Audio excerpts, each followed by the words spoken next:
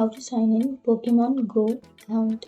So if you want to sign in to Pokemon Go account, then open up your browser and then search for Pokemon Go, login or sign in. You can search for anything, and then here you will have this first search. Click on that,